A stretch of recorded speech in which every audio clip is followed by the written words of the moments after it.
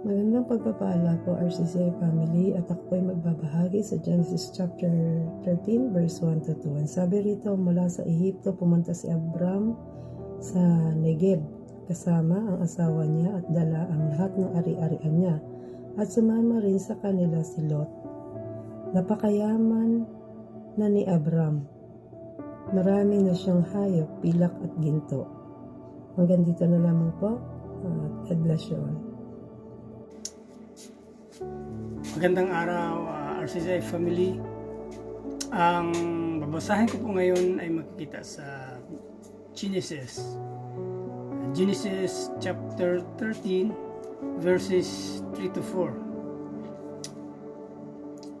From the Negev, he went from place to place until he came to Bethel, to the place between Bethel and Ai, where his tent had been earlier. Number 4, and where he had first built an altar. There, Abram called on the name of the Lord. Yun lang po. Maraming salamat. God bless sa ating lahat. Magandang araw po sa lahat. Ang babasahin ko po ay makikita sa Genesis chapter 13 verse 5 to 6. Now, Lot, who was moving about with Abram, also had flock and herd and tents, but the land could not support them while they stayed together, for their position were so great that they were not able to stay together. Yun lang po. Genesis 13 chapter 7 to 8. At nagkaroon ng pagkapagtatalo ang mga pastor ng hayop ni Abram at mga pastor ng hayop ni Lot, at ang Kananeo at ang Pereseo ay naninirahan noon sa lupain. At sinabi ni Abram kay Lot, ipamanghik ko sa inyong huwag magkaroon ng pagtatalo, ikaw at ako, ang mga pastor mo at mga pastor ko, sapagkat tayo magkapatid. Magandang gabi po sa bawat isa. Ito po ang aming share sa Genesis 13 verse 9. Mabuti pa yung maghiwalay tayo, mamili ka. Kung gusto mo sa kaliwa, sa kanan ako. Kung gusto mo sa kanan, sa kaliwa ako. Amen po. Morning po, share ko po ngayon ay Genesis chapter 13 verse 10. At itiningin ni Lot ang kanyang mga mata at natanong niya ang buong kapatagan ng Jordan na pawang patubigan na magaling sa magkabilang kung pasa sa Suwar bago giniba ng Panginoon ang Sodoma at Gomora ay gaya ng halamanan ng Panginoon, gaya ng lupain ng Ehipto. Amen. Good morning po.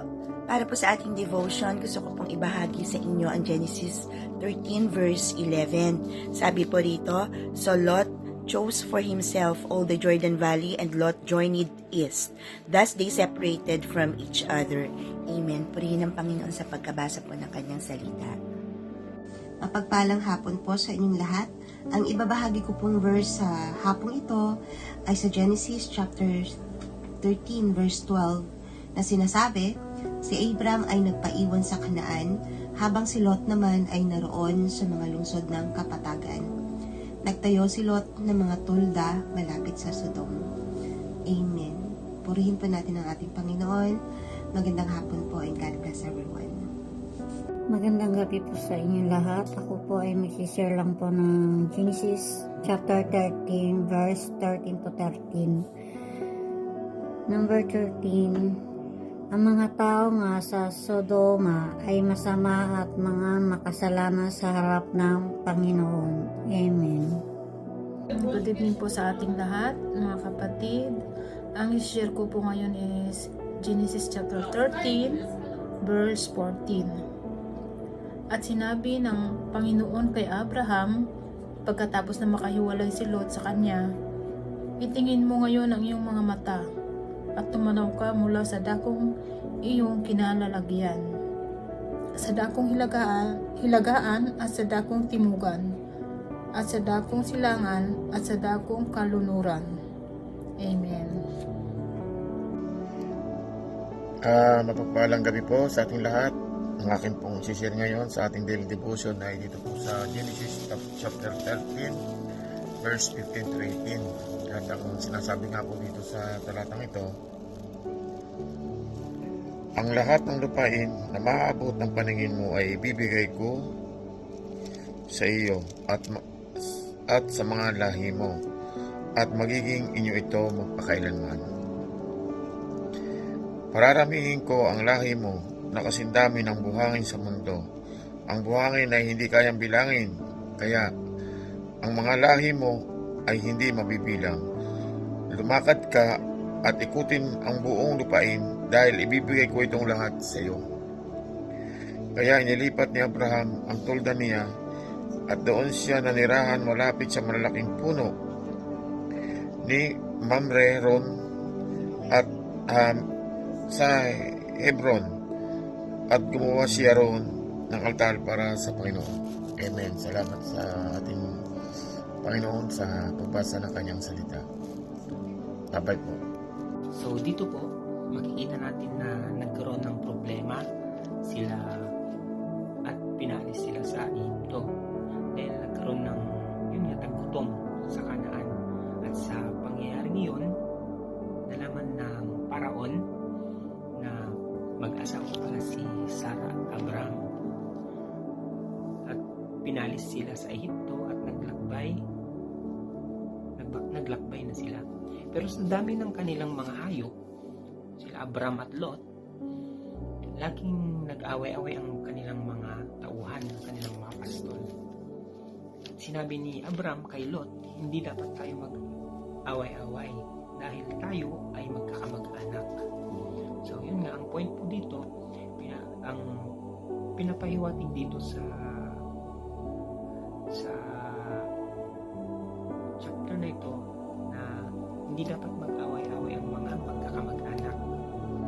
Dapat magtulungan, anuman ang mga problema, dapat may pagpapakumbaba pa rin na magpataas ng pride. Magtulungan sila at in-include ko na din dito ang mga magkakaibigan na hindi dapat mag-away-away ang bawat isa. Dapat magmahalan ng buong puso at kaluluwa gaya ng pagmamahal ng ating Diyos. Mahalin ang kapwa gaya ng pagmamahal sa ating sarili. Dapat magpatawad at magpakumbaba sa isa't isa. So yun lang po aking maibabahagi sa pag-exhort sa Genesis chapter 13 verses 1 to 18. At bago po tapusin ang video na ito,